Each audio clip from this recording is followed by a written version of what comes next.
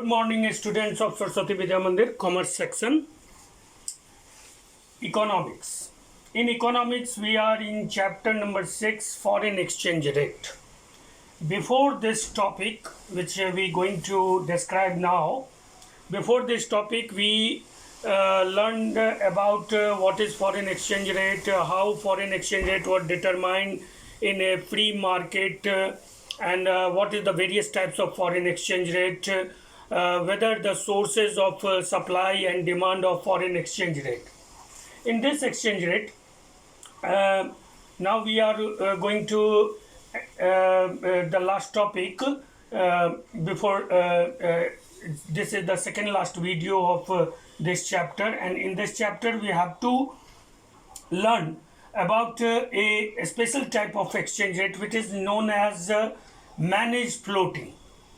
Students, there are two types of exchange rate mostly: free float and managed float. Free float is the free exchange rate or flexible exchange rate, which is learned in previous video. Managed float is a subtype of free float और flexible exchange rate. Manage float exchange rate क्या होता है? इसको हम लोग हिंदी में manage float को प्रबंधित तीर्ति भी कहते हैं. मैनेज का मतलब प्रबंधित और फ्लोट का मतलब होता है तीर्ति. तो मैनेजमेंट फ्लोट एक्सचेंज रेट का मतलब है प्रबंधित तीर्ति विनिमय प्रणाली. अब ये जो है ये क्या होता है? देखिए, जैसा कि हम लोग जानते हैं कि एक्सचेंज रेट क्या है. Exchange rate refers that rate at which one currency get exchanged for another currency in international market, or in another words, or in a broad meaning, exchange rate is the price of foreign currency in terms of domestic currency. ये तो clear है कि exchange rate जो होता है, विनिमय दर जो होता है, वो विदेशी मुद्रा की कीमत होती है देसी मुद्रा के रूप में. उसके बाद से जो मैनेज फ्लोटिंग एक्सचेंज रेट हम कहते हैं, तो उसमें क्या कहते हैं कि ये जो विनिमय दर होता है, ये विनिमय दर अंतर्राष्ट्रीय मुद्रा बाजार में अंतर्राष्ट्रीय करेंसी के, यानी कि फॉरेन करेंसी के विदेशी मुद्रा के मांग और पूर्ति के आधार पर फिक्स होता है. Whether the demand and supply of foreign currency or foreign exchange intersect each other, at that point the foreign exchange rate was decided. ये सब हम लोग प्रीवियस वीडियो में क्लियर कर चुके हैं. अब यहाँ पर मैनेज फ्लोटिंग में क्या होता है कि मैनेज फ्लोटिंग में एक्सचेंज रेट फिक्स होते हैं उसी तरह से फ्री मार्केट फोर्सेस से, यानी कि मैनेज फ्लोटिंग में भी exchange rate was decided on the basis of demand and supply forces of foreign exchange in international money market, and whether both intersect each other, at that point the exchange rate was decided.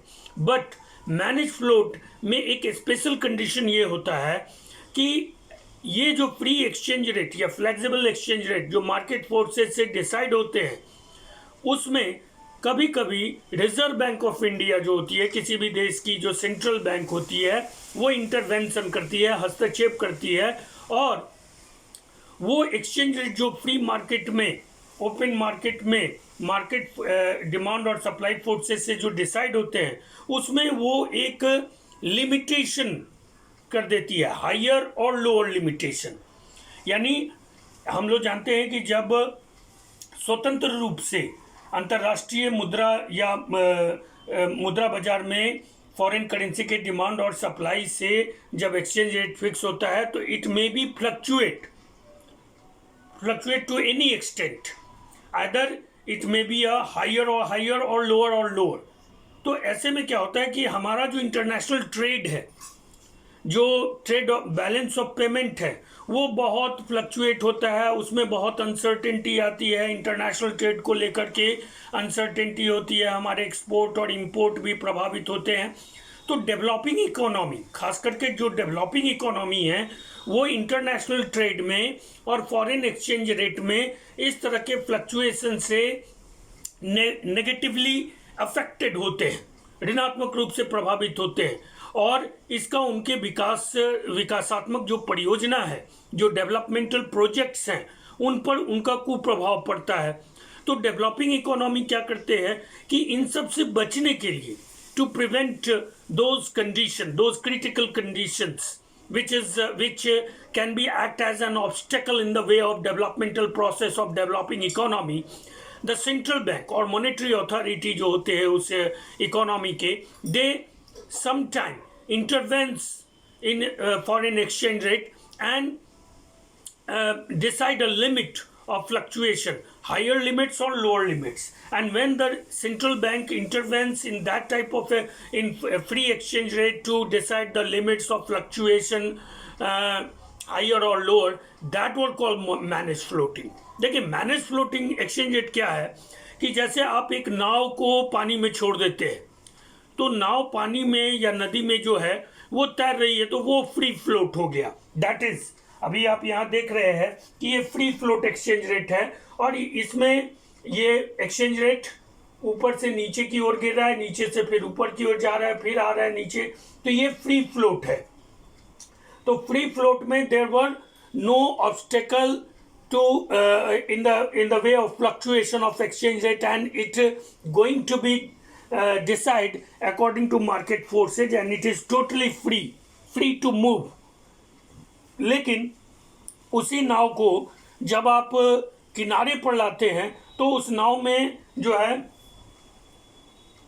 उस नाव को क्या करते हैं आप, पानी में तो वो रहता है लेकिन वो पानी में फ्लोट भी कर रहा है, लेकिन उसको एक लंगर से आप किनारे बांध देते हैं, तो वो फ्लोट तो करेगा लेकिन वो आगे नहीं बढ़ सकता है, वो उसी जगह पर फ्लोट करता रहेगा. ये ऐसा इसलिए हम लंगर लगाते हैं नाव में, ताकि नाव फिर पानी में बह नहीं जाए, और इसलिए नाव तो पानी में रहता है लेकिन उसको हम एक लंगर से किनारे बांध देते हैं ताकि नाव पानी में एक ही जगह ऊपर नीचे फ्लोट करता रहे. तो that is the example of managed float.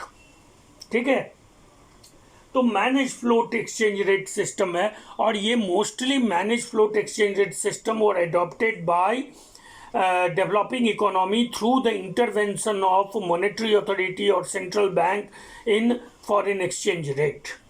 इसके लिए रिजर्व बैंक को एक सिंकिंग फंड का निर्माण करना पड़ता है, and after a certain time period वो उसका जो एक्सचेंज रेट जो ऑन गोइंग मार्केट में होते हैं उसका हिसाब किताब करते हैं, और इस तरह से. लेकिन मैनेज फ्लोट का फ़ायदा ये होता है डेवलपिंग इकोनॉमी को कि विद इन जितने दिन के लिए manage floating, suppose 1 financial year के लिए अगर वो मैनेज फ्लोटिंग करती है, तो उस सर्टेन टाइम पीरियड में विदाउट हेजिटेशन उसके एक्सपोर्ट्स, इंपोर्ट्स, इंटरनेशनल ट्रेड जो हैं वो चलते हैं, क्योंकि जो एक्सपोर्टर हैं या इंपोर्टर्स हैं या गवर्नमेंट को पता है कि एक्सचेंज रेट को हमने एक फिक्स लिमिट में, हायर और लोअर एक लिमिट में, देखिए ये मैनेज फ्लोट है, इसमें भी फ्लोट तो हो रहा है लेकिन ये कितना ऊपर जाएगा, तो इसका मैक्सिमम लिमिट R1 पर फिक्स है. ठीक है, और इसका लोअर लिमिट R0 पर फिक्स है. तो ये जो है ये मैनेज फ्लोट हो गया, यानी इसमें जब लिमिट्स डिसाइड कर देते हैं ये मैनेज फ्लोट है. अब एक बार इसको देख लेते हैं.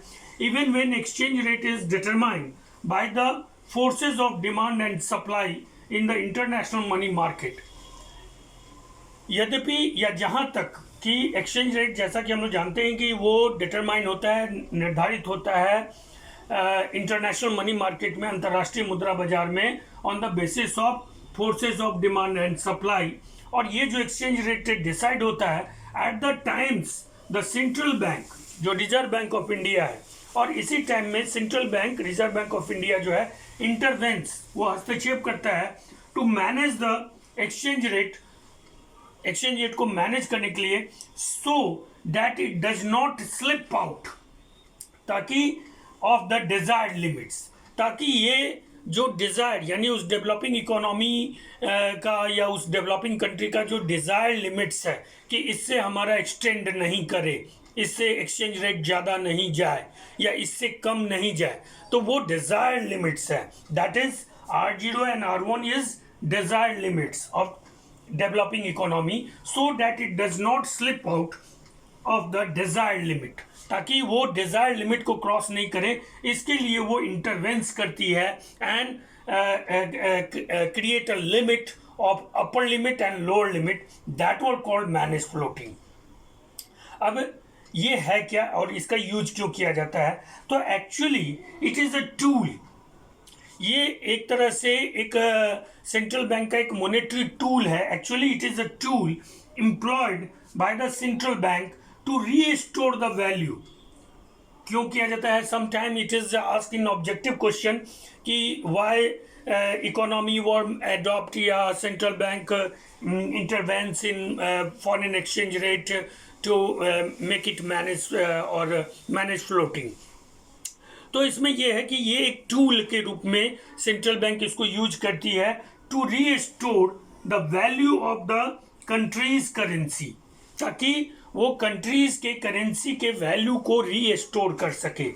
तो manage floating is act as a monetary tool which is used by central bank to restore the value of currency in terms of international currency or other currency in relation to other currencies, यानी other foreign currencies के relation में, terms में, जब central bank अपने currency के value को restore करना चाहती है उस समय वो इस टूल का प्रयोग करती है, मैनेज फ्लोटिंग टूल का प्रयोग करती है।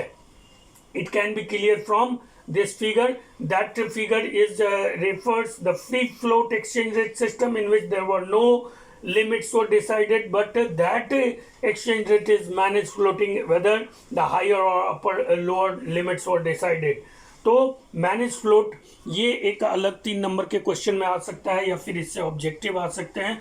तो हम सोचते हैं कि एक छोटा टॉपिक है, इसको आपको याद रखना चाहिए, ध्यान रखना चाहिए, और ये बहुत ज़्यादा हार्ड भी नहीं है, तो समझ में आई होप कि that you all understand. In next video we which may be the last video of this chapter, in which we going to describe the foreign exchange market and its various function. Till then, take care, stay home, safe home.